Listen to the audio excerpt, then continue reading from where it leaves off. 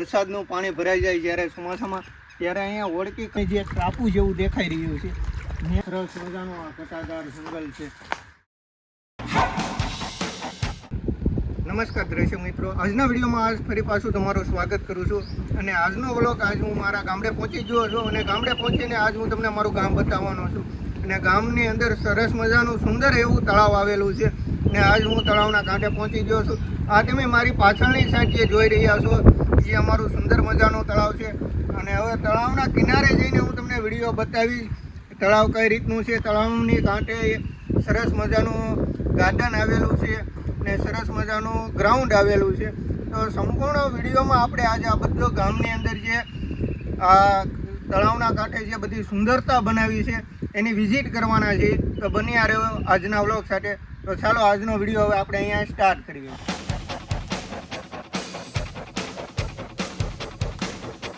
આ છે અમારું સુંદર મજાનું તળાવ.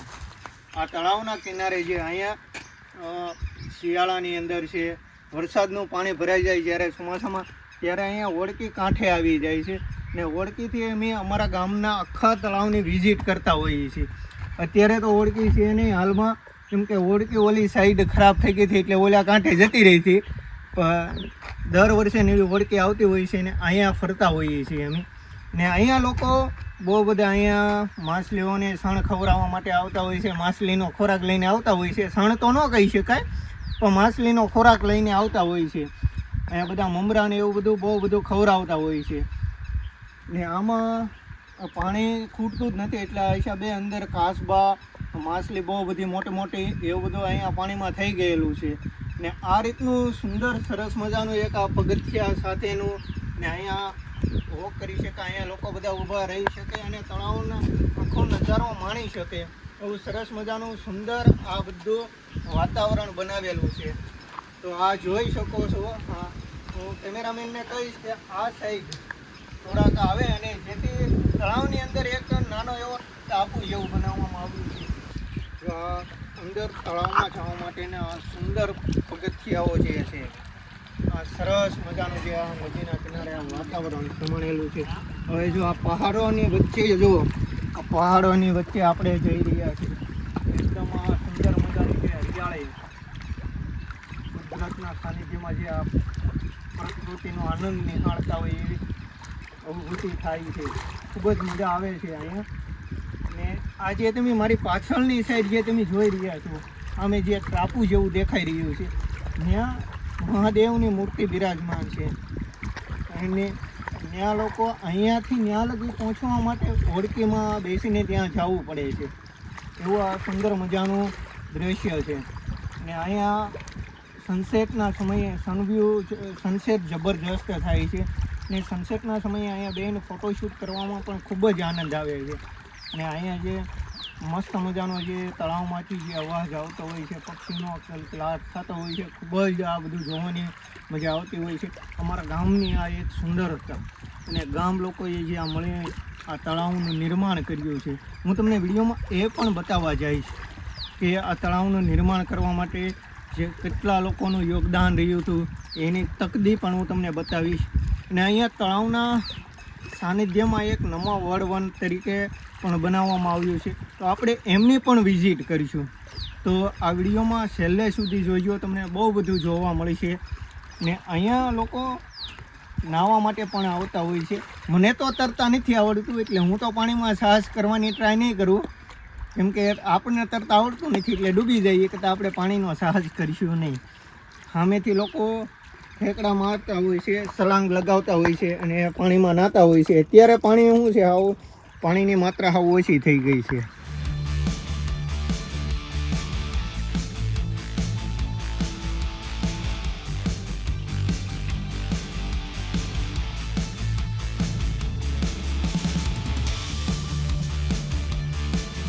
તો ઓક્સિજનથી ભરપૂર માત્રામાં એવું આપણે જંગલની અંદર પહોંચી ગયા છીએ.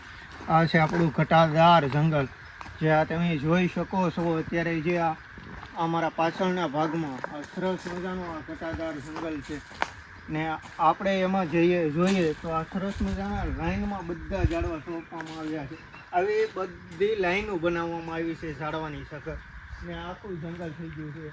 અત્યારે પણ જોઈ શકીએ છીએ અત્યારે અંદર કેટલી લાઇટ ઓછી આવી રહી છે આપણે. અને આવું આ સરસ મજાનું 1-3000 વૃક્ષ સોંપીને અહીંયા વરસાદને ખેંચી શકાય એ માટે થઈને આ સરસ મજાનું આ જંગલનું નિર્માણ કરવામાં આવ્યું છે. આવું સુંદર મજાનું અમારા ગામની અંદર આવું સરસ મજાનું સુંદર નિર્માણ થઈ રહ્યું હોય છે. અને ગામ પ્રત્યેનો આપણો લગાવ ખૂબ જ વધતો રહેતો હોય છે. ગામમાં આવવાની આપણી વેદના ખૂબ રહેતી હોય છે. ગામમાં ફરવાની ખૂબ જ મજા આવતી હોય છે. એક દિવસ આપણે એવો પણ વિડીયો બનાવીશું કે જે અમારા ગામની સ્કૂલ કેવી છે, જે આ સ્કૂલમાં અમે ભણ્યા છીએ, સ્કૂલ પણ આટલી સુંદર અદ્ભુત છે.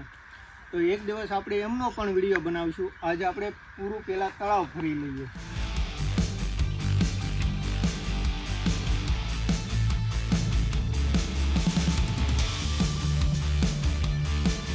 આ ઘટાદાર જંગલની જે અનુભૂતિ થતી હોય છે, આવું સરસ મજાનું જે ફરવાની મજા આવતી હોય છે, કુદરતના ખોળે જે આપણને ફરવાની રમવાની મજા આવતી હોય છે. આપણે અહીંયા ઓક્સિજન ઘટતો હોય એવું ન લાગતું હોય, પૂરતા માત્રામાં આપણો ઓક્સિજન મળી રહેતો હોય છે. ખૂબ જ આનંદ આવતો હોય છે. અહીંયા આપણને ઠકાન ભર્યું ન લાગતું હોય, એકદમ ફ્રેશ રહેતા હોઈએ છીએ. સિટી કરતાં અહીંયા ગામડે રહેવાની મજા જ આ કંઈક અલગ હોય છે. આવી એક સુંદરતાનો માહોલ ને આ સુંદરતા જે જોવા મળતી હોય છે, આપણને લગાવ એટલે જ થતો હોય છે જે આ સુંદરતાને હિસાબે. આવું સરસ મજાનું આ જે તમે જોઈ રહ્યા છો, આ સરસ મજાનું જે વ્યૂ છે, આવો સુંદર એક અમારો વ્યૂ છે અમારા ગામનો. તો હવે આપણે અહીંયાથી બહાર જઈને હવે આપણે જઈ નમો વડ 1.